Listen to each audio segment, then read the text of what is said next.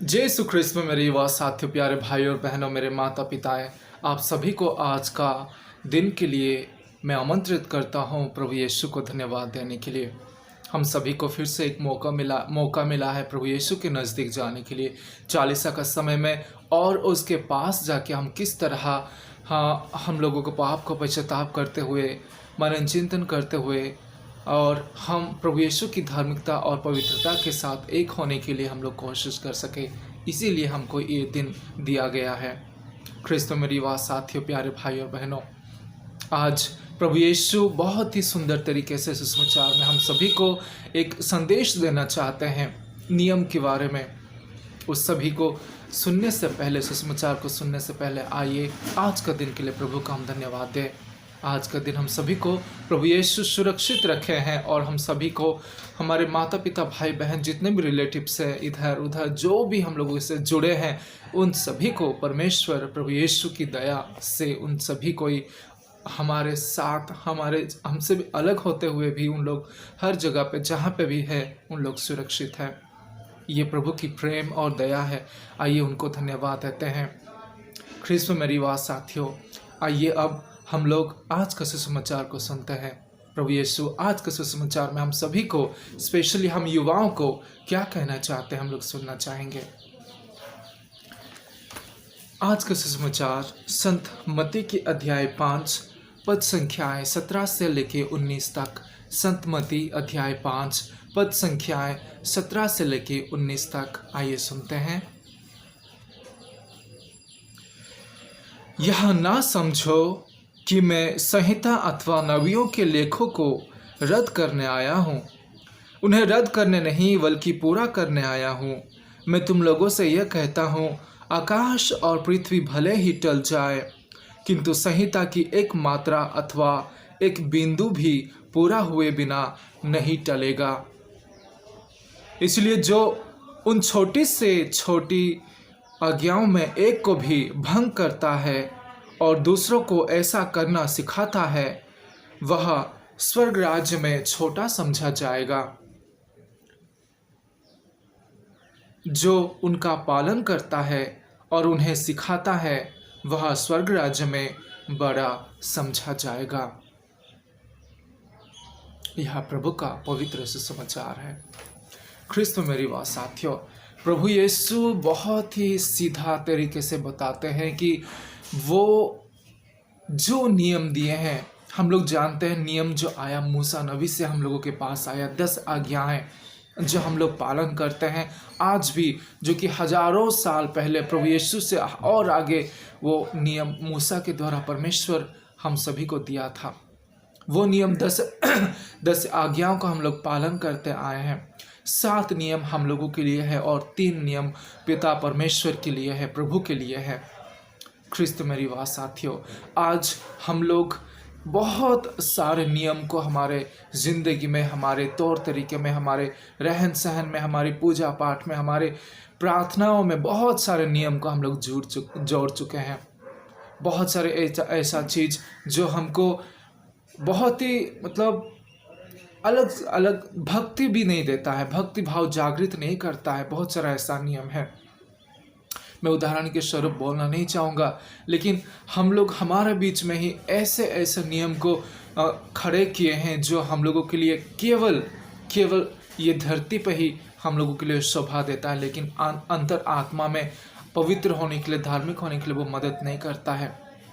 ख्रिस्त मेरी वाह साथियों, युवा होने के नाते प्रभु यीशु हमको क्या नियम देते हैं। वो कहते हैं युवा होने के नाते हम लोगों का जिंदगी किस तरह होना चाहिए, हम लोगों का जीवन स्पेशली ये चालीसा के समय में किस तरह होना चाहिए।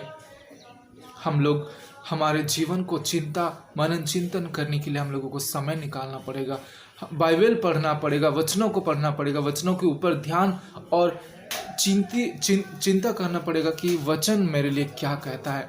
आज प्रभु यीशु कहते हैं, ऐसा कभी भी नहीं होगा कि मेरा वचन पूरा ना होके कुछ भी नहीं घटेगा। मेरा वचन पूरी तरह से एक एक बिंदु की तरह एक एक वचन पूरा होगा। कहने का अर्थ यह है, प्रभु यीशु यह कहना चाहते हैं कि जो वो बोले हैं, जो वो उसके प्रभु यीशु के मुख से निकला हुआ है, हर एक वचन पूरा होगा, हर एक वचन साधित होगा, कोई भी चीज़ नहीं छूटेगा। कहने का मतलब यह है मेरी बात साथियों कि प्रभु यीशु कहते हैं हम लोगों को कि पाप को परित्याग करो। आगे जाके अगर हम 20 पद संख्या 20 पढ़ेंगे तो प्रभु यीशु कहते हैं कि फारिसी और साधुसियों की जैसा मत बनो, उनसे भी और गहरा धार्मिक होना है और गहरा पवित्र होना है।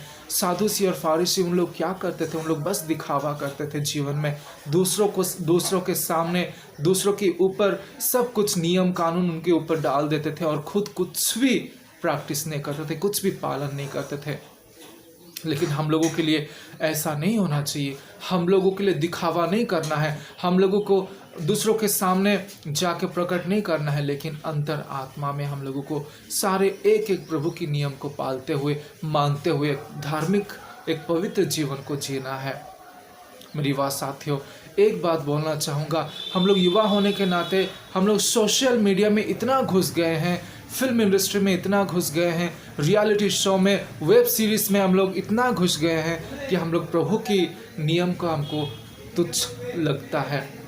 हम लोग रियलिटी शो का नियम कानून के बारे में डिस्कस करते हैं, हम लोग क्रिकेट के नियम कानून के बारे में डिस्कस करते हैं, हम लोग फिल्म इंडस्ट्री के बारे में डिस्कस करते हैं, सोशल मीडिया के और हर प्रकार के गेम्स के बारे में डिस्कस करते हैं युवा होने के नाते। लेकिन हम लोग प्रभु यीशु की नियम, प्रभु यीशु की वचन, प्रभु यीशु की वाणी के ऊपर हम लोगों का कोई भी कभी भी डिस्कस नहीं होता है, डिबेट नहीं होता है, कोई भी चिंता का विषय हम लोग नहीं करते हैं। ऐसा क्यों होता है? क्योंकि हम लोग भूल चुके हैं जिस तरह सादुसी और फारिसी लोग 10 आज्ञाएं मिलने के बावजूद उन लोग अपने तरीके से बहुत सारे नियम को लागू किए थे और उसी में फंस गए थे और उन लोग प्रैक्टिस भी नहीं करते, पालन भी नहीं करते थे। हम लोग आज वैसे ही है, हम लोगों को सब कुछ दिया गया है लेकिन उसको हम लोग तुच्छ मान के दुनियाई तौर तरीके में, दुनियाई चीज़ों में हम लोग डूबे हुए हैं। बहुत सारी चीज़ों के बारे में हम लोगों को पता है। आईपीएल में कैसा नियम है, टेस्ट सीरीज़ में कैसा नियम है, वनडे में क्या नियम आ गया नया, हम लोग जानते हैं। रियलिटी शो में क्या नया चीज़ आया है, गेम्स में कौन सा फीचर्स आया है, हम लोग को सबको पता है। लेकिन हम लोगों को ये पता नहीं है कि प्रभु यीशु का नियम क्या है, प्रभु यीशु मुझसे क्या चाहता है। इंडिविजुअली, पर्सनली, व्यक्तिगत रूप से प्रभु यीशु मुझसे क्या चाहते हैं, हम लोग कभी भी नहीं सोचते हैं। युवा साथियों, 40 का समय है, हम लोगों को मनन चिंतन करना पड़ेगा। दुनियाई तौर तरीके को साइड में रखते हुए हम प्रभु यीशु की वचनों पर, प्रभु यीशु की नियम पर हम लोगों को चलना है। उसके अनुसार हम लोगों को समय और जीवन बिताना है। प्रभु यीशु के पास आना है वापस, दुनियाई तौर तरीके को छोड़ के। युवा साथियों, यही मैसेज है आज का कि दुनियाई चीज़ों के ऊपर ज्ञान रखते हो, कोई बात नहीं, ठीक है। You should have general knowledge about the world, the surroundings that you live in, लेकिन प्रभु की ज्ञान भी होना जरूरी है। यही मेरा आज का संदेश है मेरी बात साथियों। प्रभु आप सभी को कृपा प्रदान करे, आपका दिन बहुत ही शुभ हो और कोशिश कीजिए कि जैसा भी हो प्रभु के साथ, प्रभु का वचन को पढ़ते हुए, प्रभु के पास आने के लिए पाप को परित्याग करते हुए, आत्मिक से, शारीरिक से नहीं, ऊपर से नहीं, दिखावा नहीं, अंतरात्मा से पश्चाताप करते हुए प्रभु के पास लौट आइए मेरी बात साथियों। यही मेरा आज का संदेश है आप सभी के लिए। जय यीशु आप सभी को ईश्वर कृपा प्रदान करे। धन्यवाद।